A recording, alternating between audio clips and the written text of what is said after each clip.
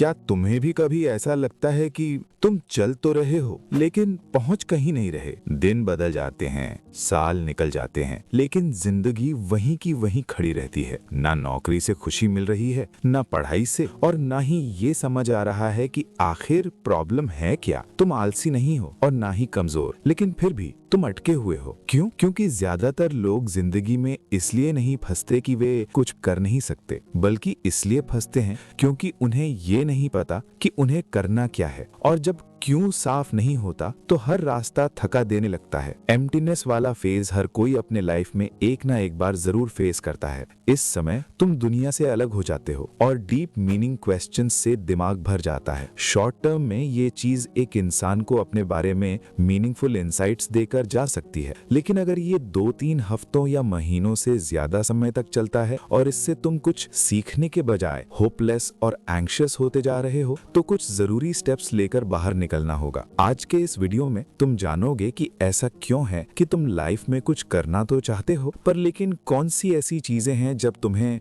Hopeless, empty और ऐसा feel करती है कि तुम अकेले हो गए हो, और किस तरीके से तुम इसे ठीक कर सकते हो। रीजन 1 सबसे पहला है कोई गोल ना होना। तुम नॉलेज लेते हो, काम करते हो, किस लिए? ये तुम्हें बताता है कि जो काम तुम अभी कर रहे हो वो काम तुम क्यों कर रहे हो। अगर तुम्हें नहीं पता है तो किसी भी काम को करने से पहले अपना वाई क्लियर करना बहुत जरूरी है, क्योंकि जिंदा रहने के लिए एक मकसद होना जरूरी है। बिना मकसद के जिंदगी जीना बेजान होकर जीने के बराबर है। Reason 2 dopamine overloaded.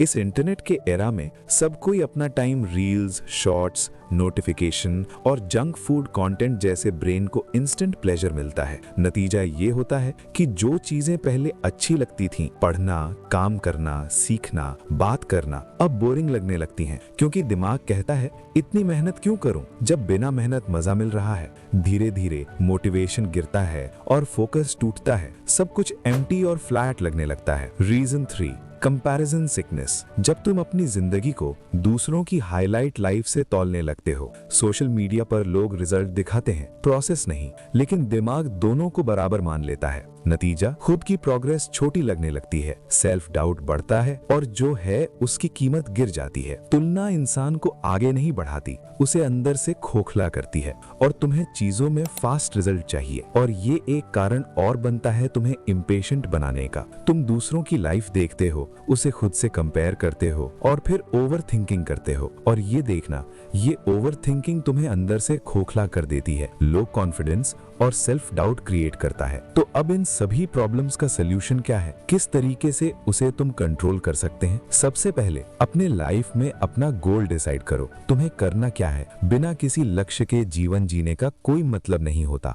दूसरा, दिन की शुरुआत कभी भी मोबाइल स्क्रीन से मत करना। जिस दिन तुम्हें पता चल गया ना मेरे भाई, सच कहता हूँ कि ये मोबाइल शॉर्ट्स तुम्हें किस तरीके से अंदर से खत्म कर रहा है, लेकिन उस समय कहीं ऐसा ना हो कि तुम्हारे पास पछतावे के अलावा कुछ ना हो। इसलिए अपना स्क्रीन टाइम मैनेज करो, और कंपैरिजन को भी यही काम कर सकता है। सोशल मीडिया पर उन लोगों को अनफॉलो करो जो इंस्पायर नहीं, इरिटेट करने वाला है, क्योंकि तुम्हारी लाइफ में सबसे बड़ा कॉम्पिटिटर कोई और नहीं बल्कि तुम्हारा अपना दिमाग है। ये जितना पावरफुल है उतना ही डिस्ट्रक्टिव भी। ये तुम्हें एक राजा भी बना सकता है और भिखारी भी। जिसने इसे कंट्रोल कर लिया उसने सबसे बड़ी लड़ाई जीत ली। फिर आगे का गेम बहुत आसान हो जाएगा। मेरे दोस्त, सब्सक्राइब करना भूलना मत, वरना ऐसी ही जानकारियों से रह जाओगे।